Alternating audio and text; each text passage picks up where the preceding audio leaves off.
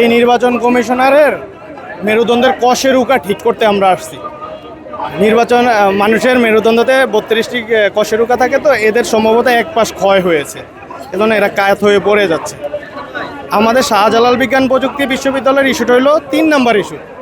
প্রথম ইস্যু হলো postal blot প্রকাশ করে দিয়েছে। প্রকাশ যারটা সেও যদি করতো সেটা প্রবলেম ছিল না, প্রকাশ করছে এক বাসায় 2000 2500। কীভাবে এক বাসা থেকে 2000 2500 রেজিস্ট্রেশন হয়েছে?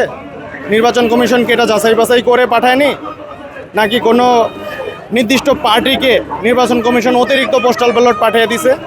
পোস্টাল ব্যালটের ব্যাপারে স্পষ্ট নির্দেশনা দেওয়ার জন্য আমরা নির্বাচন কমিশনের সামনে আজকে অবস্থান নিয়েছি। সিল্কোর সিল্ক অ্যান্ড শাইন, যাতে আছে আর্গান অয়েল ও ওট প্রোটিনের গুডনেস, যা আপনার চুলকে রাখে হেলদি অ্যান্ড শাইনিং।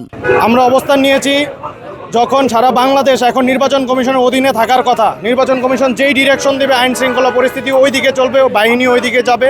সেখানে হঠাৎ করে আমরা দেখলাম শাকসুর নির্বাচন স্থগিত, ওকে ফাইন, আমাদের সকল নেতাকর্মীরা চলে গেল।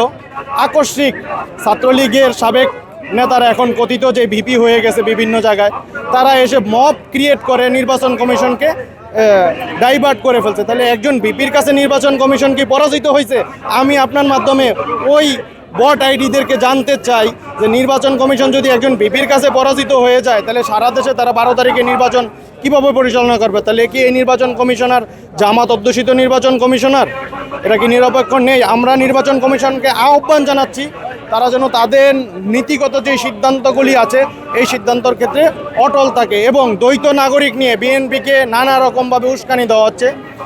ঋণ খেলাপি নিয়ে বিএনপিকে নানা রকম উস্কানি দিচ্ছে। আপনি জানেন বিএনপি একটা বৃহৎ দল, বটবৃক্ষর মতো। এখানে হাজার হাজার কোটি টাকার লোন বিএনপির আছে, লোন দিচ্ছে, লোন পরিশোধ হচ্ছে, এটি ধারাবাহিক প্রক্রিয়া। কিন্তু মিথ্যা তৈরি করে নাসিরউদ্দিন পাটোয়ারিদের মতো বাটপাররা মিথ্যা ন্যারেটিভ তৈরি করে বিএনপিকে আছে। ব্যাংকের কাজই তো লোন দেওয়া, লোন নেওয়া, রাইট?